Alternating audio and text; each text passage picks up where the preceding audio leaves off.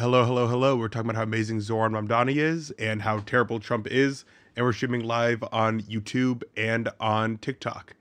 And I'm excited to say hi to everyone and talk about why Trump is terrible, but also why Mamdani is great.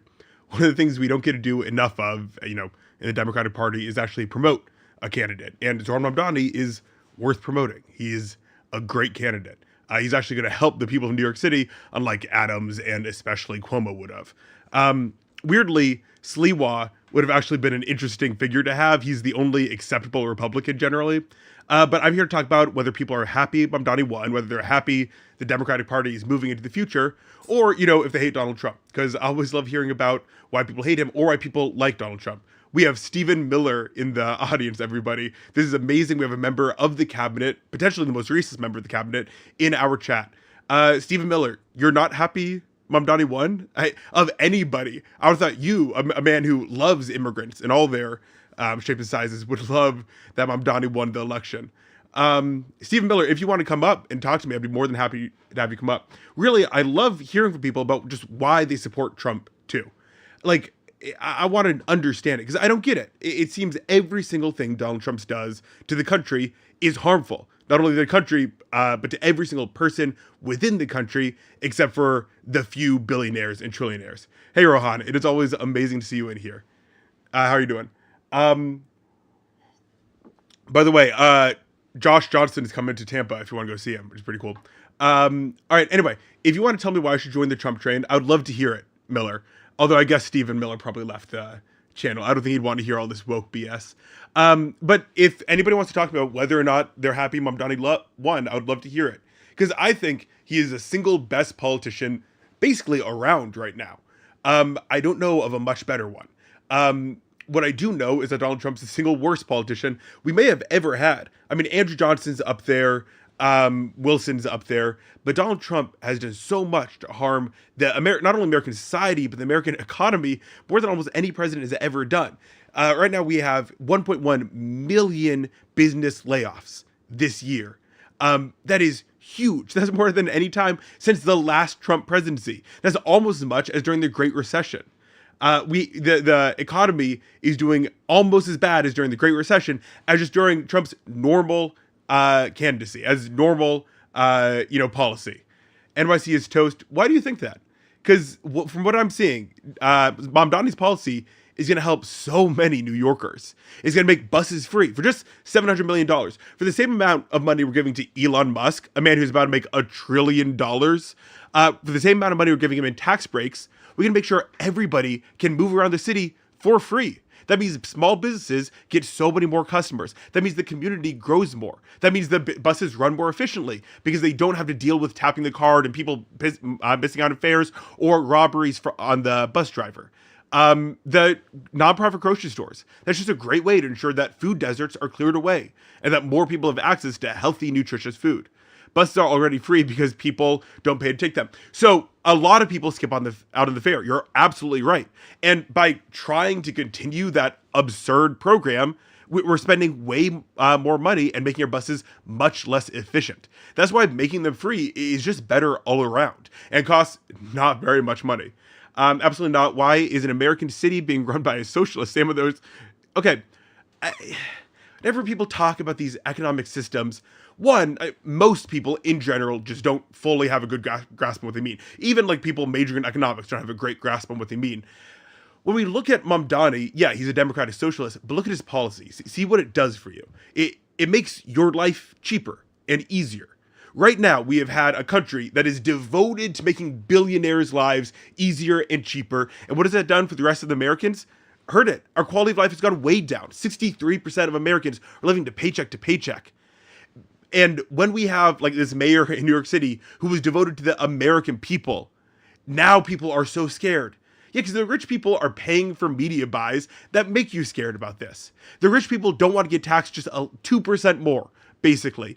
I think on average they pay about $80,000 more, the very richest.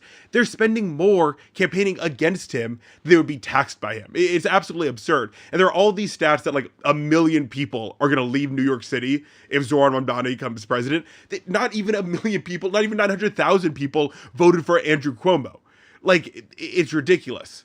Rich people bought media because of Obama in 2012. Rich people have been buying media far longer. Look at Ted Turner and CNN. I mean, that was just about the start of it, and Sinclair Broadcasting Group, especially. Obama allowed media to purchase. Yeah, we need strong, media laws and regulation on this stuff across the board. And Democrats haven't been great on this. However, Republicans have been way worse. I mean, obviously. I know Bro's girlfriend has a boyfriend on the side. Hey, thanks for thinking I have a girlfriend. I appreciate that. Going on a date later, but I don't have a girlfriend yet. But thanks for exposing me for everyone. Live in New York and it's so expensive. He has good policies about an affordable city. Exactly. And when you talk to people's needs, to like their actual, what they want a politician to represent, that's what Zohran Mamdani does. And you see, he explodes. Even when he has hundreds of millions of dollars attacking him every single day, calling him a socialist that'll ruin the city, the people of New York can see through that. They can see through the obvious lies and pandering to their, Zohran is going to scare the Jews. It's obviously not true. And when you run a campaign that's centered on what people actually need, on their material concerns, you run a great campaign and you get more votes than anybody in recent memory. It's great. Because the people know what they need. Exactly. Do people want free buses or tax breaks to Elon Musk? There's an obvious choice there. Do people want cheaper groceries or more money for shareholders? There's an obvious choice there. Do people want rent freezes or even higher profits for landlords? There's an obvious choice there. And Zohran Mamdani makes the obvious choice, while corporate Democrats and Republicans made the choice to hurt average Americans to help billionaires. Now, I really appreciate all the likes and the shares and the follows I'm getting from this. I'm a small creator, so every little bit helps. Please give me some more likes and shares. We want to get people on here who want to talk about whether they're happy Zohran Mamdani won or about whether or not they like Donald Trump. I love hearing about people's reasons for supporting Donald Trump because I don't understand it. Why do you think grocery prices went up? Grocery prices are going up right now considerably because Trump has, deported so many migrants who work on those farms, and he has put tariffs. A lot of our food comes from out of the country. The average head of lettuce traveled 5,000 miles to get to you. Your average sandwich took 5,000 miles. When we put these tariffs up and limit the amount of food in this country, prices rise. That's how it works. I'm black and MAGA all the way. Well, if you want to talk to me about that, come up. Oh, my Lord. We have Catholic Zionists coming up. All right. I'm going to need some likes and some shares and some comments before this. Wait, I'm sorry. Give me 1 second. I think the audio is off on this. Just give me 1 second. So sorry about this. Sound output through my earbuds, obviously. And yet it's not actually going through my earbuds. Disconnect. Okay, speak again. Hello? I can't hear you at all. Okay, I'm gonna do this. Sorry about this. Okay, now can you speak?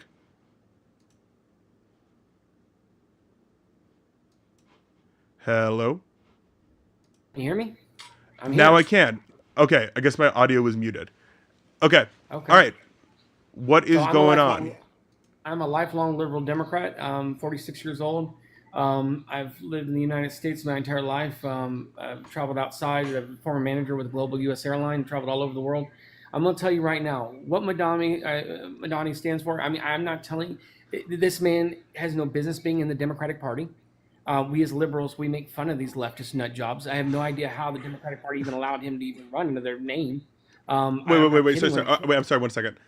Do you think that people with different views, like the Democratic Party is a big tent? I ran for office as a Democrat. It's too big. It's too big. Okay, so you think that the Democratic Party should keep itself more conservative and not group up. Centrist, slight left.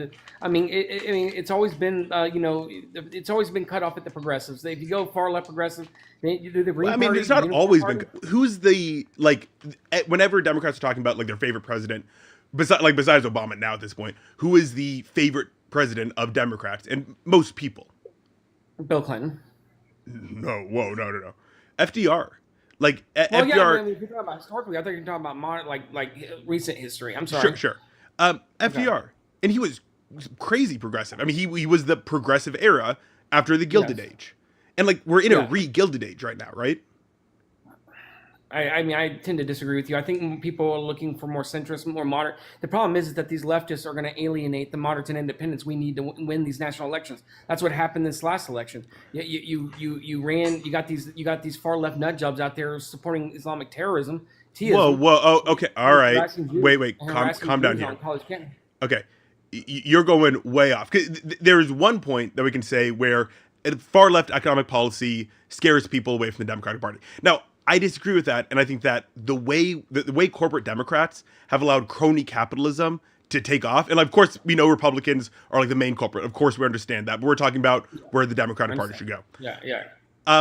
And so I would say that we're taking a larger risk, letting these corporate Democrats, who have shown that like neoliberal policy leads to stuff like the Great Recession, and letting the timidity of the Democrats let the Republicans, fascists take over. You cannot win a national election without the 20%, 23% of all the moderates and independents in this country. You need to win a national election. They're the ones that sway back and forth. We already guaranteed a certain amount of votes. The Republicans are guaranteed a certain amount of votes. It's the moderates and independents that sway the election. That's it. That's period. That's the end of the story of that. So are there more like moderate voters, or are there more people who just don't vote? I'd say both, but I'm asking which the quantity of people is higher. Which one? I would say that there's more people who don't vote. There are more people who just don't vote, that are entirely disillusioned with the democratic process because they see it hasn't benefited them much. They've seen over the past 30 years. I mean, yes, every recession happened under a Republican, so we know that democratic policy is just better generally. But over the past 30 years, people's purchasing power has decreased, even when we have Democrats in office. The leftists are the reason why Republicans and MAGA get elected, truthfully. And they're the ones that scare the moderates and independents. They know the moderates and independents want nothing to do with these leftist nut jobs. They want nothing to do with them. I disagree. Because, look, if you look at like the AG of Virginia right now, and like Graham Plattner, I mean, the guy had a Nazi tattoo on his chest. I agree. Which is I know. Crazy. Isn't that guy from Maine? Isn't the guy from Maine? Yeah. And yet, Virginia, the liberals are backing him up here. Like not the far left, like just the normal liberals are. At this point, because we're in a re-gilded age, people see the need for actual progress. The Democrats in the past have represented the status quo, right? They've represented no real change, continuing on the way things are. That's not necessarily true. That's not true. We've taken on some. I mean, you have. I agree with you, but I'm saying that's what they represented. Now let's get into what you're about to say. Joe Biden, his most impactful and most respected policy was the most progressive policy, the Inflation Reduction Act, the anything that deals with climate change, starting the childhood tax credit, or extending the childhood tax credit. I would say the chip deal was one of the biggest ones because it's going to allow us to bring back chip manufacturing back to this country, which is highly overlooked and it's vitally needed because we can't just rely on Taiwan. So I think 100%. That was his most important.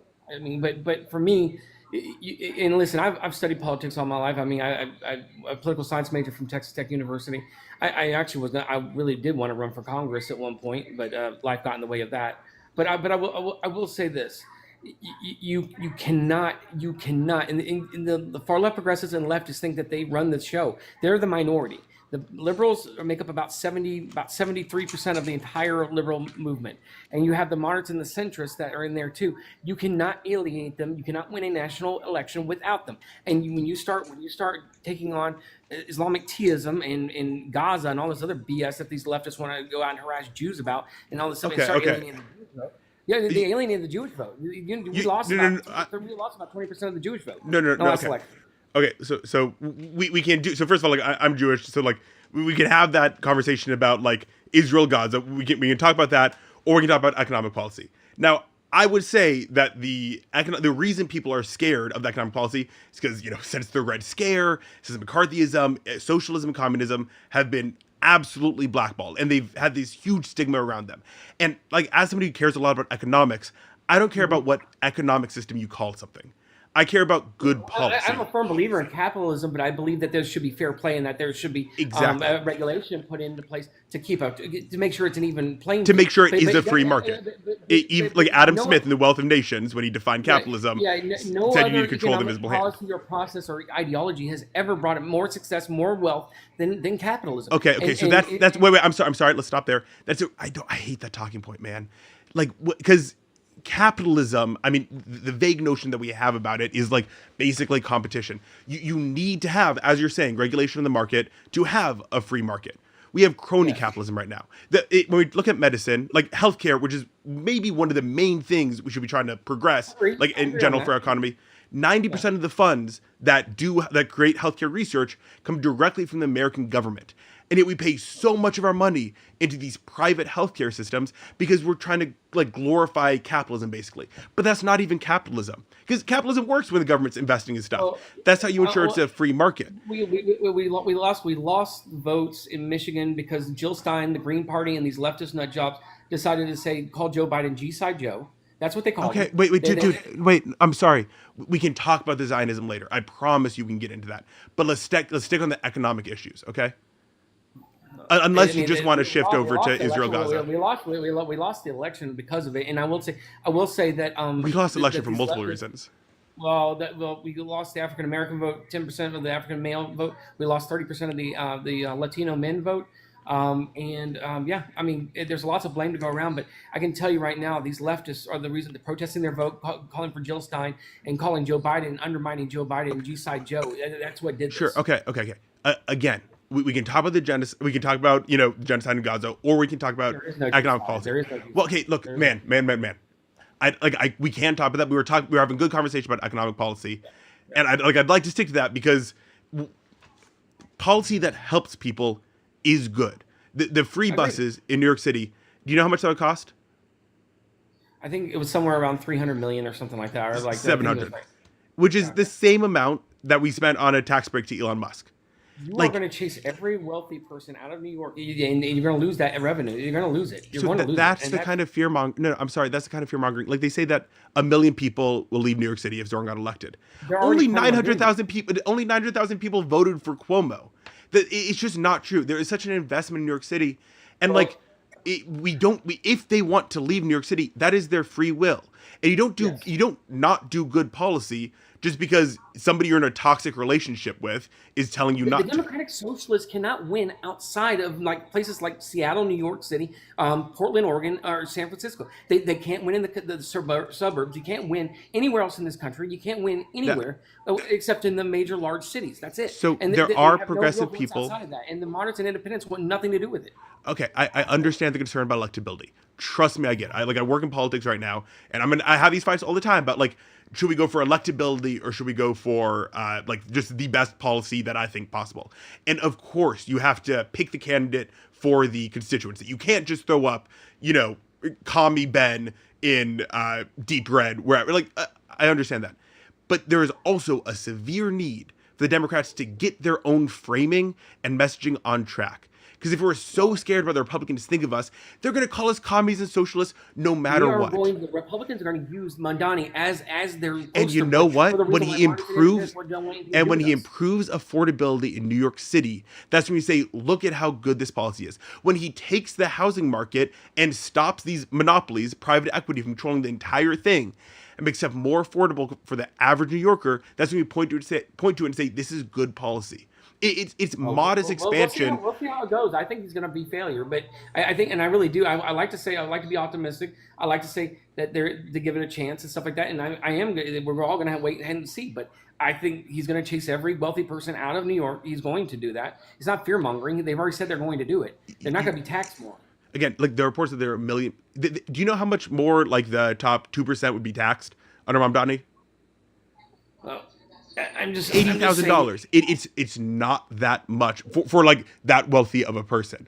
These whole like campaigns were put forward by these rich people because they don't want to get taxed less. Except Bill Ackman is spending like $200 million on this race, which is much more than he'd ever get taxed. And again, like no, I'm sorry. Please listen to me. The way you're talking about this is putting the desires of the top 1% above the needs of the, let's say, 80%. A majority of New Yorkers. But the fact is that you also there has to be some moderation here. And this guy's, he's speaking radically about how he's going to change everything at one time. What's so you radical? Don't do that overnight. What is so radical? And I would say that Mamdani. Sorry, wait. Just give me one finish. Sorry. No, wait. I'm sorry. So, I'd like to know what is so radical he's saying, and shoot, I forgot the second point because I had to do that. What's so radical what he's saying? 80% of everything he's promised in this election, he can't do without state approval because state budgeting. The Sure. mayor of New York can't change certain things. Yeah, he has to work But with he made Kathy Hochul. all these promises, and he lied. He lied. He Okay, lied about his okay, wait, grandmother I'm being there sorry. on Okay, 9/11. wait, let's stop on that thing. If somebody wants to do something that they can't do, that's not a lie if they say, I want to do it. The second thing is, you're right. Of course you're right. It's hard to pass these things, and you have to get the approval of Kathy Hochul. And this is why one of the things I forgot, I remember the point. Zoran is the moderation. We have gone so far. Donald Trump has shifted the Overton window so far to the right. And we see that when Zoran Mamdani shifts it far to the left, the Republicans actually cave. You know what one of Curtis Lewa's main points was that I was actually surprised by and agreed with? What? Turning office space into affordable housing. That's a left policy. I mean, it's a Democrat policy, anyway, but it's a left policy that the Republicans have to shift to. We have shifted so far to the right that we're allowing these crony capitalist policies to take hold. We need the moderation toward the left. And you're right, Mamdani won't be able to get his entire policy package through. But his goals are to help average New Yorkers and average Americans, not the billionaires, like Adam's goal was and most politicians' goals are. Well, we're all gonna see what happens here in the next year or so. We'll just see what happens, and if it's a failure, it's a failure. And I guarantee you, we don't ever. The Democratic Party needs to stop. I mean, once you go far left progressive and into communism, socialism, and all these other nut jobs, you need to get yourself into the Green Party, the Unicorn Party. You have no business being in the Democratic Party. You have no business being there. Sorry, what? Do you mind if I ask you? You don't have to tell me your actual name if you don't want to. What's your name? Will. Okay, Will. I want you to hear the language you're using with it. You're saying these nut jobs, these lunatics on the left.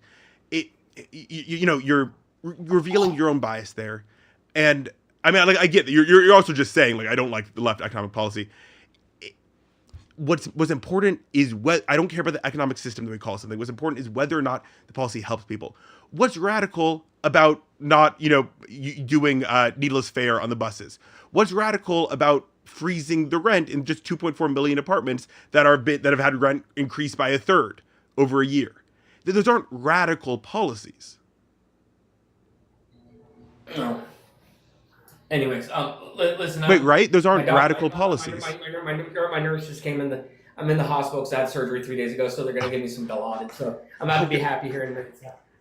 All right. Well, I want to debate you when you're drugged up. No, I'm a lot more fun, I promise you, but not tonight. I appreciate it, man. I'll talk to you later. All right. All right. Have a good night. I also followed you. I'll come back up another night. We'll talk. All right. All right. Have a great night. All right. Okay. I want to say nice guy, but his name is also Catholic Zionist, so we'd have to get into that for a second. Oh man. Okay. Puddle pancakes. I'll get you up, or puddle cakes. Get you up right now. Not to mention they still have to go through the state house and senate. He doesn't have the votes. So Kathy Hochul. Well, he could have the vote. It's a Democratic-run state. Kathy Hochul has been on his side. She sees the immense movement and push forward for Mamdani. She knows she has good political sense. She knows where the future is. That's why she endorsed him. You're right. He has to work with the legislature. Luckily, he was just in the legislature, and he got his free bus routes already passed. It's hard. Politics is hard. That doesn't mean you don't try. The answer to a good thing being hard to do isn't never try a good thing. It's just try hard. All right, we're going to bring Puddle Cakes up here. And remember, I'm a small creator, so every like, every share, every follow, it really, really does help. And please share, because when you share it, it gets to more people, and we get a lot of people on the stream talk about why they're happy Mamdani won, why they're sad Mamdani won, or why I should join the Trump train. All right, Puddle Cakes, what's going on? Not much. How are you doing? I'm doing all right. Are you happy Mamdani won? That doesn't bother me too much. I think that his policies will technically be good for New York, but at the same time, I think that overall it's going to be bad. The reason why is wait, sorry. Leah said we can't hear. Leah, who can't you hear? Me or they can't hear me. I couldn't hear when you were talking to the other guy either. What? So, the only people that can hear my voice is you. How do I have 40? How did I have so many people in here and they're just listening to me have a conversation with no one? Yeah, that's all it was. Was The at whole least time. interesting? Well, because I was like, that's why I'm like, oh man, I wish I could talk right now. But in a way, it was good because then we didn't have to hear him with his radical mumbo jumbo, basically blowing up. Okay, I'm sorry everyone in chat for not seeing that. Thank you for sticking around. I guess I am handsome. My mom was right. Okay, Puddle Cakes, what's going on? So you think he'll be bad?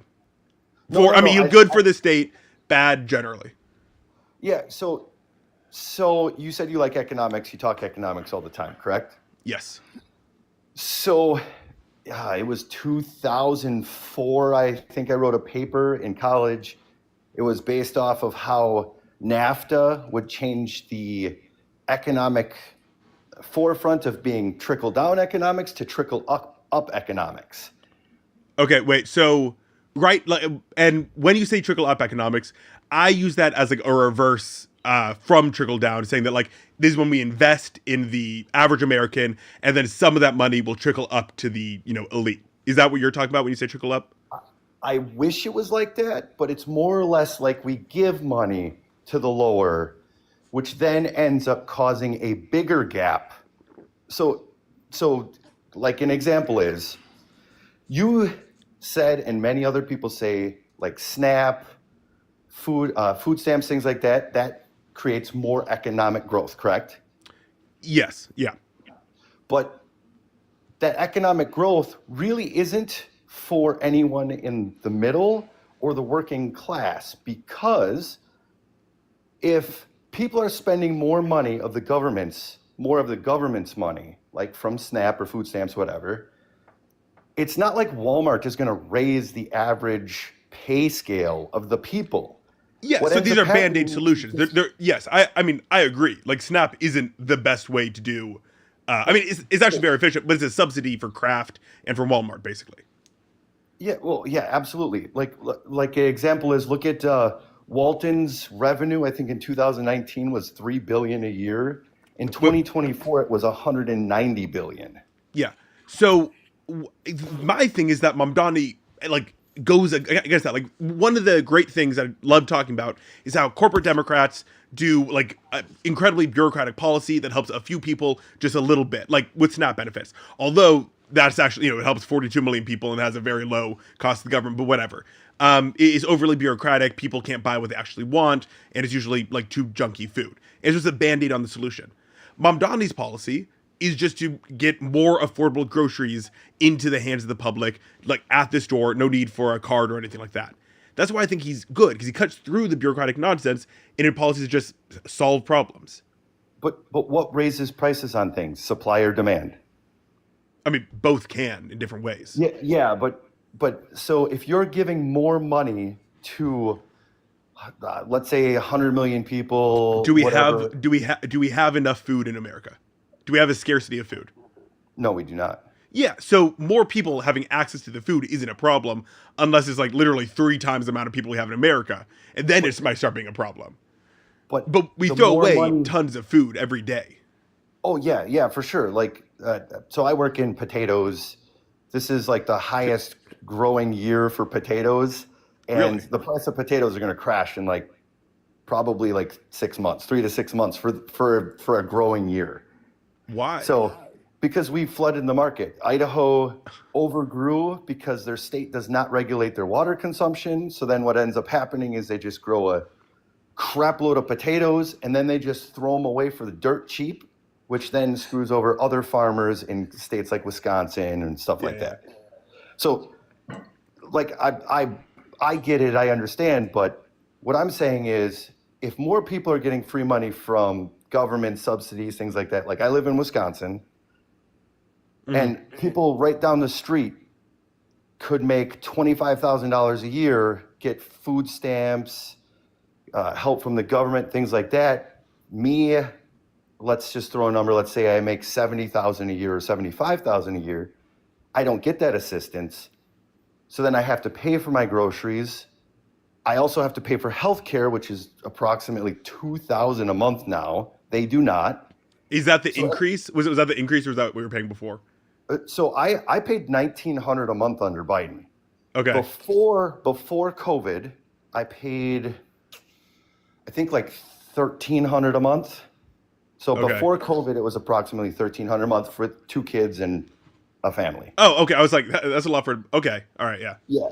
But so like in at the end of the year, a middle class home where we've worked hard, we make good money, we're actually have less liquidity than someone who makes half of what we make and then gets free stuff from the government. And then an even bigger problem is like some of those people who like some of the benefits they go away if you have $3,000 in wealth. So you're stuck in that trap. Where if you get any real step up, then you can't continue that and you fall right back down.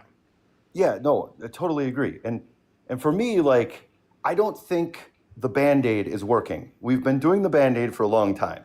Yeah, I get it. You said that it's a Band-Aid. We've been doing it. There was a lady saying that she's been on SNAP for 30 years. And it's like, wait, what? You're And, more likely to live in a household with somebody who's been on SNAP than not if you're in America.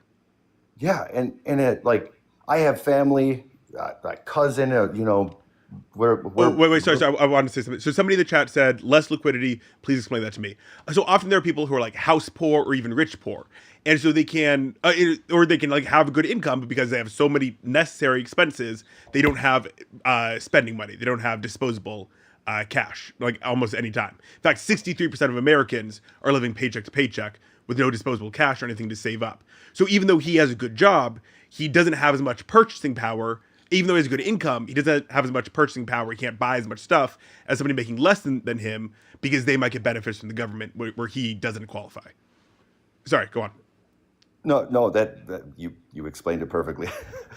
No, so I mean, like, I feel like when everything went right, if it was Biden, Trump, whoever, they should have started putting caps on things. There should have been caps on.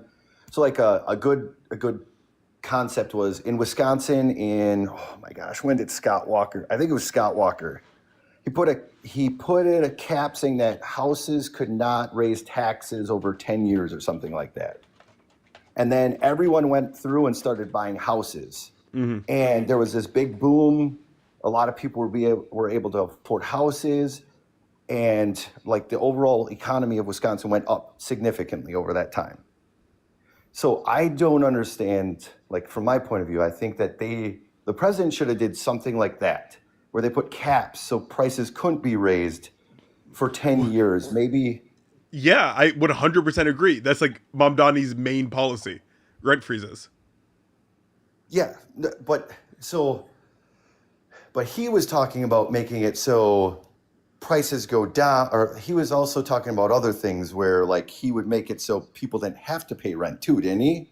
Mamdani? Yeah, in certain areas. No. When there are subsidies to rent, there are rent freezes, but not just not paying rent. There is housing first policy to deal with homelessness. Is that what you're talking about? Yes. Yeah, So I believe so. yeah, so in that housing first policy, the way that we've dealt with homelessness in America is to be as brutal as possible and arrest as many people as possible, and somehow that'll, get them a job and into stable housing. What we've discovered through evidence-based practices is that, well, if you give somebody a stable place to live where they can receive a pay, establish a bank account and have places to send bills and whatever, that's how they get a job. And so if we want to solve homelessness, the best way to do that is housing first. Is not to check if they're on drugs or check if they have stable income yet. Is to put them in a home to which they can then get a stable income and contribute to society. Historically, you think that has worked?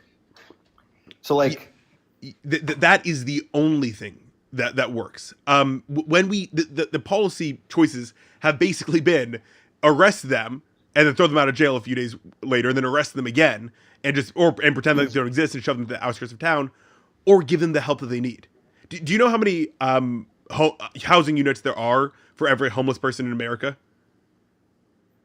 There's probably a lot. 33. Well, 33 and a third technically, but 33. Yeah. So it's not a distribution. It's not a scarcity problem. Again, it's a distribution problem. And if we want to put these people, if we want to make sure these people have a better life, the best way to do that is to help them get a better life, not punish them into it somehow. But so let's talk about California then. So why isn't California investing into doing those things instead of giving people money, paychecks on the streets? They have cleaning, like places where they can go shower and clean. They get free cell phones. They get free food, things like that. And they still live on the streets. So there are some people you're never going to help. This is one of the things that I talk to people a lot. Like, do you know who Andrew Callahan with Channel 5 is? Yes. I love him. One of the best journalists around right now. He did a great video on homelessness in L.A. No, not in L.A. in Las Vegas, and with a great program that was doing housing first policy, where they'd helped so many unhoused people. And then Andrew was talking to some people who just wouldn't accept help. There are some people you simply cannot help. The other reason that California still has so many unhoused people is because Gavin Newsom is a slick politician. He'll promise stuff to the left and then not actually do it, and he'll cave to a lot of policies on the right. And so he doesn't put enough resources into actually helping the homeless. He puts a lot of resources into pretending that he's helping them. Oh yeah, 100%. I mean, he has a whole lot of money going to him. That's for sure. Oh, I don't know about that. I'm not saying that's not true, but I don't know about that. But no, like I came to talk on here because typically when I have a conversation with someone that's left-leaning or Democrat, I just get called a Nazi immediately, even though I'm not really MAGA. But it seems like you're leftist. Like your values are to help people, and you seem to understand the ways in which the government can actually do that. You honestly, I thought you were like just kind of a liberal Democrat. I didn't see you as MAGA at all. So I believe in all those things, correct, exactly. But I feel like the Democratic Party since the mid-90s has turned everything upside down. So their policies, like I get what you're saying. You say that we need to help the lower and everything, but I think what it's I agree. They doing definitely went is creating neoliberal. a bigger gap. It's creating that bigger gap. So like someone that was middle class in the 90s is not considered middle class in 2000 or the 20 teens, right? Yeah. They're almost lower class. They're the exact. Yep. No. The Democrats. So what happened was Ted Turner started his 24-hour news broadcast channel. Everyone else started 24-hour news broadcasts. They have to fill that void with something, and they realize that the best way to get all eyes or more eyes is when you make people angry and scared. Citizens United allowed as much money as billionaires wanted to be pumped into our, political system and to let them rule it. Ever since then, we've had fairly uniparty for a long time, but especially since then, we've had a very uniparty that's pretty much all the politicians are focused on helping the military-industrial complex, private health industries, and the donor billionaire class. So you're absolutely right. And these Band-Aids have contributed to a system where the wealth gap can widen while we're put this facade of a first world country over us. So you're absolutely right. And that's why I love Zoran Mamdani, because he actually has policy that'll push us forward. And one of the reasons people love Trump is that he calls out the system as rigged. But I'm sure he's just rigging it more. Yeah. No, I mean, like you're right. He's rigging it for his own reasons, if it's whatever. But like you hit the nail on the head of the nail on the coffin, though. You said fear and violence and things like that and anger. I think it was Thomas Sowell and even Noam Chomsky said, like in the late 90s, that the easiest way to control a society is basically through violence, anger, welfare, and things like that. I'm looking for my Noam Chomsky book in the background. Whatever. But I believe, and I if I'm not mistaken, that they're both kind of democratic. Not Solwell. No, not Solwell.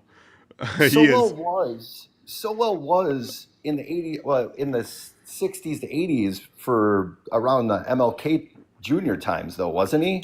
Okay, he was like he's socially liberal, but he's economically conservative. Oh yeah. But I mean, I agree there, but like it's interesting, like reading all of these books, and you bring up like these things of violence and anger, and you just see it more and more and more and more over the news and every day, and it's like, holy crap, they're just controlling us left and right, and Yeah. And there so it I have a is. question. Whose campaign seemed more focused on installing fear and anger, and and whose campaign focused more on creating a better America? Is it Trump or Mamdani's? Or sorry, So, which one? well, so Mamdani, he obviously had certain focuses. So he did a good job on there. A few things that I think did terrible on in past was he made comments about 9/11 saying that That wasn't him. it, It was Hassan Abi. no, I understand. Like he did make a comment saying that it was justified, though, did he not? No, He no, said no. that. Hassan Abi said that the blow, like, I mean, he said that America deserved 9/11, but he was saying that the blowback of our, unjustified wars in the Middle Yeah, East yeah, is what the caused Cold that. War. Yeah, no, like I think that's what really hurt him. I'm not saying that I Yeah. disagree with it. I agree with it. We put our fingers in too much shit, and we deserve. We sometimes deserve things. It's how it is. And now But I'm going to get canceled in my future run. no, I'm sorry. No, you shouldn't, because I'm the one saying. But here's the thing: is like saying that, and then most of the people grew up during 9/11. They took that as a blow to them. I think the younger generation that didn't experience that, they're just like, okay, whatever. We want to see economic policy. We want to see change. We want to see things like that. So, And it went out. I mean, like, you had Rep Randy Ogles, like, texting, like, pictures of 9/11, you had Ted Cruz, and, like, all hundreds of millions of dollars put into linking him to 9/11. And I agree, that's, like, what hurt him probably the most. But the Islamophobia still just didn't win out in the end. Ogles, I don't agree with. I think it's Ogles. Ogles is the racist, the one that tends to say Ogles racist is the racist. Yeah, he's the one. no, he tends to say racial things. I'm not a big fan of him. It's like David Duke, right? David Duke was a horrible person for the Republican Party. He was even silenced by his party for what, like a decade? Yeah. You know what? I still think they wouldn't. I mean, Trump, like, accepted his endorsement or whatever, but I still don't think he'd be accepted by the Republican Party even now. No, I don't. I Yeah. don't think so either. But Robert Byrd was accepted on the Democratic Party for 50. I'm not sure who that is. You don't know who Robert Byrd is? I'm a youngin. What can I say? Robert. Yeah. Robert Byrd was a high-ranking official in the KKK. No. He left it, and then he had a seat on the Democratic Party. Hillary Clinton said he was a great man, and Yeah, and many, Kamala just said that. What's his face? Cheney was a great guy. yeah. Yeah. But it's like those things. Whatever. All right. So I'm look. off track. I'm sorry. No, you're good. I appreciate your conversation today. And, like, if the one thing I want to leave you with, when we talk about Bomdani's policy, you were suggesting stuff that was like his policy. This happens so often when I talk to Trump voters, because most of the reason they voted for Trump is because he was the only one willing to call out the system that we live under as rigged for the elite. The problem is, like, he has Jeff Bezos, Elon Musk, his best friends are the oligarchs sitting behind him at his inauguration, and all this other corruption, obvious, whatever. It seems like you would really like Mamdani and his policy. And you said at the beginning you were saying that anyway. Yeah, I'm not here to argue against Mamdani. I was here to talk to you about economics, because the gentleman before kept saying things, and you were trying to help explain it, and then I wanted to put my 2 cents in about how I think that feeding money to the lower class is actually creating a bigger gap between the ultra rich. And so we have to create a system by which we have an actually fair economic system, and the people working get the value of their labor, and those at the top can't just steal it all, right? Yeah. I mean, the last thing I want to bring is, like, so example is when minimum wage goes up, does middle class wage go up? Yes. When Reagan took middle class, detangled it from inflation, that's when generally wages across the entire country stagnated. Now, unions are the best way to ensure that wages continue to go up, but having a minimum wage that pushes the normal wage up, because if people can make that much money doing a minimum wage job, they just will. So you said Reagan said that? Reagan detangled minimum wage from inflation. Before his presidency, it was rising with inflation. After it stagnated, and everyone else's wages stagnated. Yes. Except for the CEOs who, since Reagan, their average pay has risen by over 3,000%, while the average American is only 8 to 12. Yeah, but I mean, I think it grew really well in the 90s, and then once 2002 hit, then it was really stagnant. 2007 it crashed, and then the wages typically, because unions and paper mills and computers and stuff like that blew up the economy in the 90s. Well, there's a dot-com crash. There's a great graph. Give me 1 second. Entertain the folks while I'm gone for a second. What monies are dispersed in the middle and blue-collar workers more if it's reused in the economy? Food Santa. Yes, you're right, but what's happening? I was trying to keep someone. Right. It should be money dispersed evenly. What? Sorry, So I was what do you answering mean? one of your person's questions. What was the question? Well, he said if money is dispersed to middle and blue collar workers, more is reused in the economy. You're right. You're absolutely right. But the problem is if Walmart doesn't raise the wages of employees and they just take that money and pocket it, it doesn't actually help out the economy. Yeah, which is why unions are the best way to ensure that wages rise steadily, because that's the workers actually fighting for themselves, and we can't rely on capitalists who define themselves based on greed to treat their workers fairly. Correct. Which is why I was hoping that Democrats would have done that. Well, that's why Mamdani's great. Yeah, I mean, have you seen your transition team? Lisa Khan. He just met with all major unions in New York City. He's fantastic at this. I'm really trying to find this graph. This is incredibly frustrating. Read other comments happening in the chat while I'm looking for this. You're my co-host right now. Should minimum wage be a living wage anymore, though? So that's a hard one, because I grew up on a low wage, and I know that a person can live on a couple can live on $12 an hour together. Not now. In my state, yes. In my state, in the state of Wisconsin, the average household income is like $29,000 a year. In Wisconsin. In my area, yeah, in my city. Oh, okay. So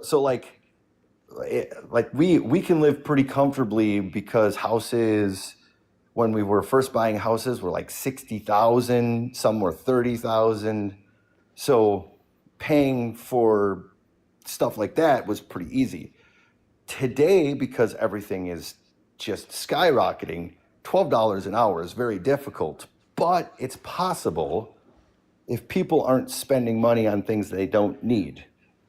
Well, if it's just a couple, potentially, and if they're are you saying both are working? Was $12 an hour in a 40-hour work week? That's what, 4,000. Yeah, okay, all right. It's yeah.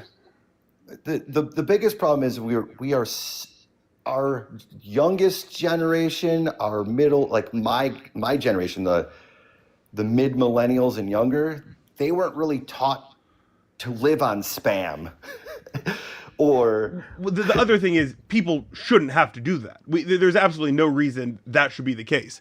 Prices are arbitrarily high right now, and especially rent which is the major driving force of inflation generally. And rent is actually rising faster than inflation. So there are markets where you can live, on a lower wage, but still across the country, it's incredibly hard for artificial reasons.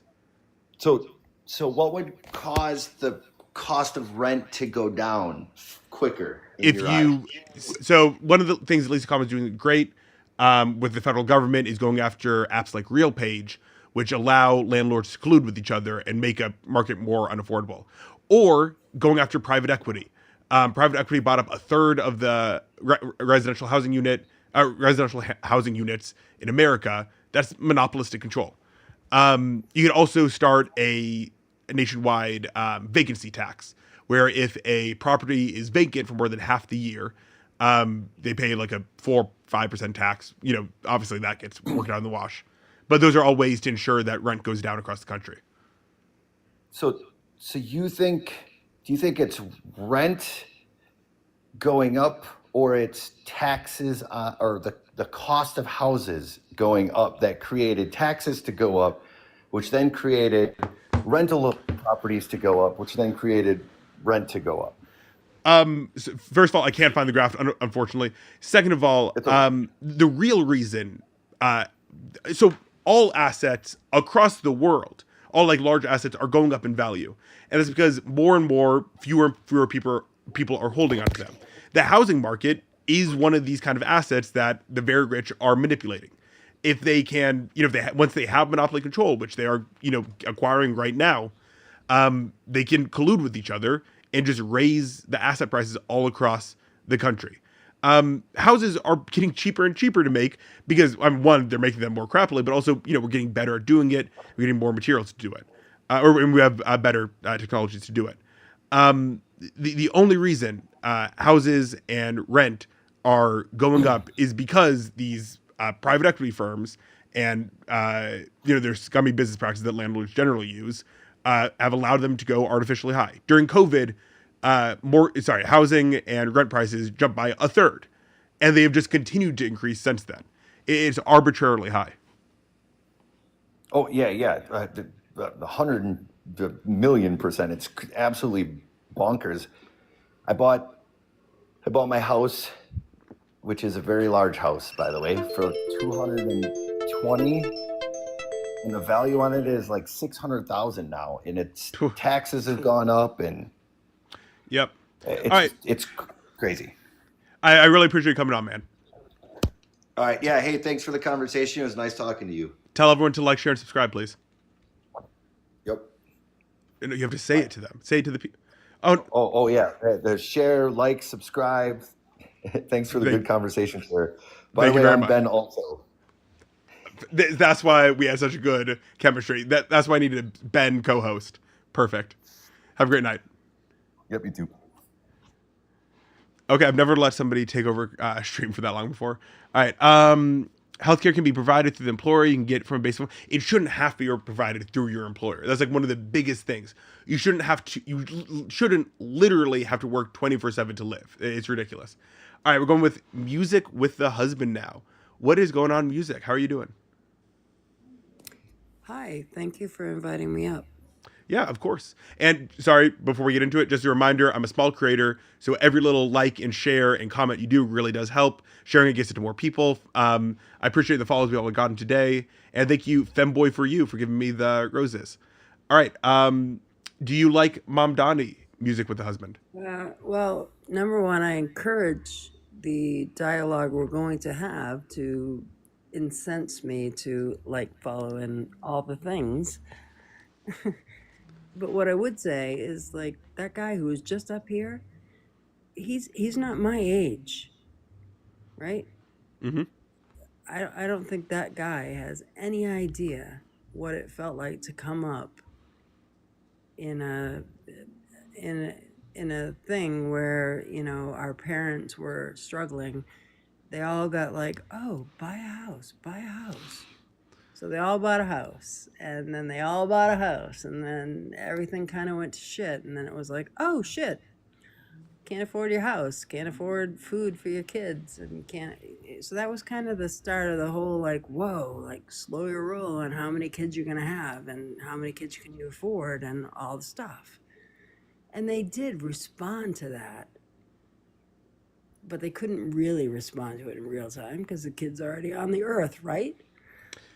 Yeah. So, what are you trying to say? Like, what's your so I mean, and like this is where I'm trying to like either convince people to be like for Mamdani or against Trump or general this stuff. So, do you have I like I actually think he has a lot of really great ideas. I think he's a young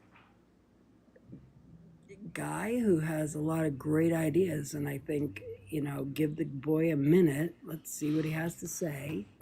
I don't think he's done anything dumb that tells us we shouldn't stand behind him. He Mhm. has clearly has the support of New York City.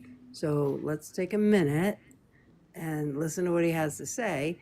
But all of these people who are coming up here and saying that people have been stupid and have engaged themselves in a situation which leaves them economically in the red isn't necessarily the case. I'm almost 60 years old. I babysat children at 9 years old. I've been paying for my own fucking school clothes since I was 9 years old. wow? Yeah, Yeah. yeah. A large family, it was granimals or earn your own money. Yep.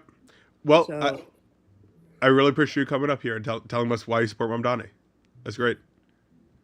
ooh, but yeah, you're gonna dismiss me. Oh well, no, I'm just sorry. I just have to keep the show moving. And if we generally agree, my goal is to convince more people to go on. So like, whenever people just come up here to agree with me, I generally try to. With the last guy, I was just trying to find a graph. All right. Well, the last thing I will try to say is that anyone who's actively working and earning money in the United States of America, every single one of us is incentivized to see to the prosperity of every American person. So if we're really embracing the American dream, why are we arguing about all of this stuff? And at the end of the minute, in today's thing specifically, I really don't want to argue about our people eating food. Like that to me is just so gross. We watch all of these things and we watch TikToks and we watch things about grocery stores and all these places throwing away food. Yep, I 100% agree with you. I think it's So insane that in this day thank and you for age. hearing me. Thank you for hearing me. Well, I'd like to. Yeah, of course. Thank you for coming up here and sharing what you have to say.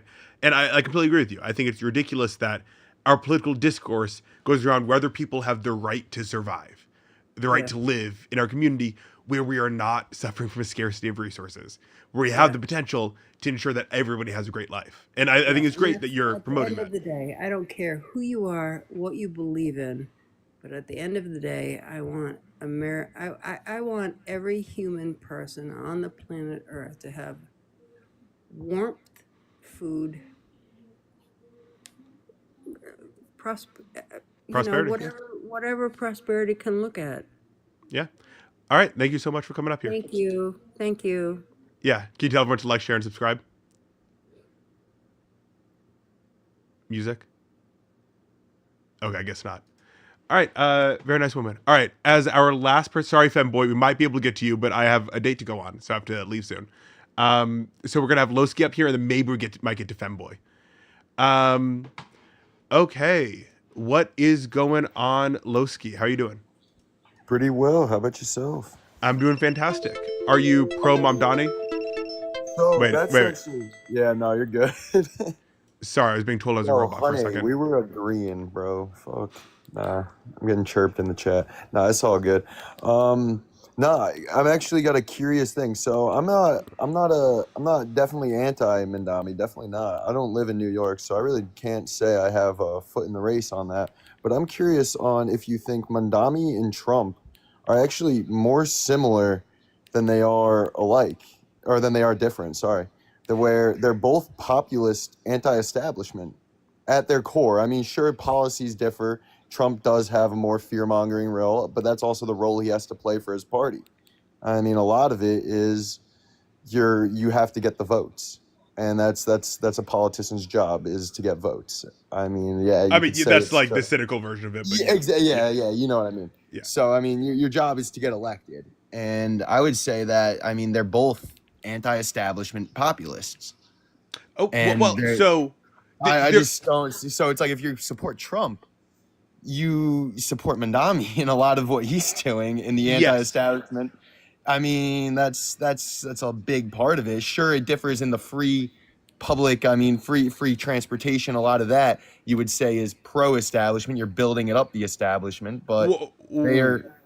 That's a conflation. Okay, so Okay, hold on. Explain that, because I'm curious. I just don't. I'm just so riffing, the establishment isn't like what institutions they're necessarily are. Like, just because he's trying to improve the bus system doesn't mean he's working for the establishment, right?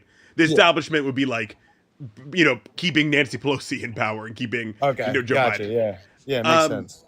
And so, or be supporting establishments like J.P. Morgan. That's like a different kind of functioning in society than just the bus system, right? Gotcha. Okay, so but could you dive deeper then and be like, supporting a free bus system includes giving more money to big corporations that produce? I mean, your GMs, I mean, I don't know. Okay. So let's get into that off the top of my head. But so there's one. So you're right. A lot of policy that people have often just ends up as being subsidies. Like SNAP is a great. It helps a lot of people, but it's also a subsidy for craft, because like so much of what you can buy with SNAP is just what craft produces. Or it's a subsidy for Walmart, because instead of having to pay their employees appropriately, the government taxpayer takes up that bill. So like, yeah, a lot of policies end up benefiting the elite more than the poor people, really. And so what Trump did fantastically, and if you watch me often, although I don't know why you would, there are some crazy people in this chat though, one of the things I say a lot is that Trump calls out the system as rigged, which a lot of Democrats were unwilling to do because their donors are part of the system, and Republicans are unwilling to do because their donors are part of the system. But Trump is anti-establishment, and he saw that white men were feeling as if the country is being taken away from them, and so he saw this really good opportunity to call out the system as rigged. The thing is, he's like one of the rich developers. He's one of the oligarchs. His best friends are Jeff Bezos and Elon Musk, and so he just rigs it more for the rich. Mamdani and Bernie Sanders and AOC, they're also willing to call out the system as rigged. And they're just trying to rig it for the average American. Well, yeah, so I mean, is rigging it essentially for diversity would be a positive thing? I mean, like, that's the thing. It gets Rigging lost it on for the like, the- moral relativism, where it's like everybody, like, where So- it's like, if you're rigging it for good, isn't it still rigging it? And if that's kind of moral relativism, where you're kind of going into, if I'm rigging it still, it's bad. This is a And really, really good question. yeah, because that's Have you why ever heard about it's- like, so you agree with climate change, correct? Yeah, oh yeah. Okay. Yeah, no, So a Gen Z what you were guy, saying there is somebody in kind Gen of Z. like saying, well, it's rigged for a warmer climate, so isn't it bad if we rigged it to be a better climate? Yeah, no, I get that. Yeah, makes sense. So like one of the things that the news does terribly is it promotes this false equivalency, right? The top 0.01% of Americans, just 25,000 people, have on average $500 million or above. Yeah, yeah, I've seen the numbers. Yeah. That all sounds familiar. Yeah. So there is, there's a huge wealth disparity in the country. Elon Musk is about to get $1 trillion, have more money than the bottom half of Americans combined. Yeah. It is rigged so heavily in their favor. And like what we're talking about here basically is moderating that so that the American public has at least some of the labor value that they create. Gotcha. That makes sense. Yeah. No, it makes Right? perfect. Yeah, it makes perfect sense when explained like that. Yeah, because you're saying, but would you do that again through subsidization? Is that the only way to get that equality? I mean, it's not even equity; it's equality, I guess. Because, It's not even that. never- It's just ensuring that rich people can't take all the money. So one of the major ways they're able to change the market is through stock buybacks. When Okay, yeah. a company makes profit due to the workers working for the company, They can either ensure the workers get their value, or they can buy back the own stocks and make the rich people at the top of the company even richer. And so, since stock buybacks became allowed, because they weren't always allowed, because it does just rig the economy. Wait, real quick, are stock buybacks mandatory though? For if an employer says we're doing a stock buyback, do I have to follow that? Do I have to? No, then, not necessarily. Yes. So wouldn't that open up that it's personal choice to give back to the if a company is able to enrich its executives above the what the workers actually work for, that's bad. That is unfair business practices. Like, it used to be an illegal thing to spend the profits on just enriching the executives and not the people who made the value. Yeah, no, it makes sense. But I mean, that would be from a nonprofit perspective, because you're a for-profit company. You're expecting to make a profit. If Yeah, so that's the thing. Then why would I work there if I'm not? Why would I do the work of an executive if my money's going back? So the executive pay since Reagan has risen by over 3,000%. The so what average you're saying is workers that has only risen by 12%, and so that's basically decreasing. Has not. Okay, gotcha. I see what you mean. Yeah, with the decrease, statistically going. I see what you mean. So of course, executives, if they're doing a good job, should get more money. But like Elon Musk is about to get a $1 trillion pay package from Tesla, while his workers aren't making as much. The Walton family at Walmart, Snap is basically a subsidy for their workers, because they choose instead to pay them fairly, to keep all the money and to do stock buybacks. And so instead of even investing the money back into the company or, back in the workers where it should be, they're just keeping it for themselves. So then that goes into, though, that Trump is very anti-establishment, shutting down Snap. So here's limiting the thing. Snap then would be limiting the subsidizing of employees, equaling more. I right. I don't have the answer. The way Snap works is like a Band-Aid. So there's the wound in America, which is hunger. The way Snap works is a Band-Aid. It's not perfect because it's subsidizing billionaires, but it still makes sure that 40 million people can eat, right? Yeah. Taking away that Band-Aid is actually what Trump is doing is stabbing through the Band-Aid into the wound. So it's technically anti that establishment, but it's anti-American. Like, it's just hurting the Americans. What would be better is to ensure that there are just normally priced groceries, that corporations can't arbitrarily raise the grocery prices. And one of the things that Trump's doing to raise grocery prices is deporting so many immigrants that work in the fields picking the crops. So, but isn't that just basic supply and demand at practice? I mean, if you raise prices, if there's a bigger demand, there's a lower supply, the prices increase. So I mean, that's just basic. How much food do we throw away every year? Oh, I know. Yeah. That's the crazy amount due to, I mean, just stupid things like cosmetics and everything. Yeah. So 100%. So the problem isn't scarcity. We live with an abundance of goods, right? Okay. Yeah. It's just the fact. It's a PR issue almost for food. Why we're that people want the perfect pepper, the perfect tomato. And that's why we have so much food wasted. Not just and that's that. why we can't. Well, okay, but a part of it. Yes. Yeah. It's also illegal for grocery stores in some places to give their excess food to homeless shelters or to sell. That's state by state, because that's not like a federal. Because I remember, I know I'm from Connecticut, and I know it's I worked for Costco, and we did a bunch of that every Sunday. It was load up the truck and so when I heard that, I was that must be state by state, because I've never that's always been a thing. And so they're pretty easy ways to ensure that food goes to people who need it, and to make sure that we don't just waste so much of the production we're doing. Trump right now, by stopping U.S. aid, he's not only hurting U.S. farmers who are having their worst year since the Dust Bowl. They're also. I don't know. I haven't seen the numbers on the farmers really. So I haven't been checking markets.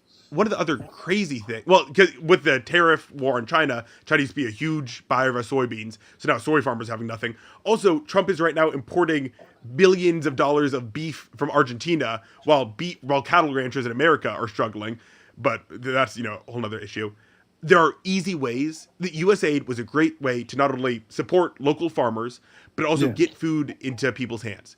when we So allow would, the like, monopolization of these farms and these huge corporations come to take over the farms, that means those farmers can't, give the food to the local community, and all of that food is only used for the corporation's profit, not what it should be gotcha. used for, which is the quality of life of humans.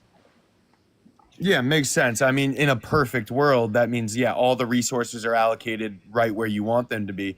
But ignoring that, would then a Trump audit of the food aid of the food stamps program be more appropriate? Because then that would essentially limit subsidization, and it would increase, I mean, the amount of actual food going to the people that need it. It would take away from being able to go out and buy hundreds of dollars of junk food and being able to support the farmers, buying the greens, the steak, increasing the demand for it. I mean, because that's the only thing they can buy. So, I like your questions. Like you're having very like honest questions. I really appreciate the way you're dealing with this. Yeah, I conversation. just don't know, and it's Yeah, like being able to talk it through is the best way to figure it out.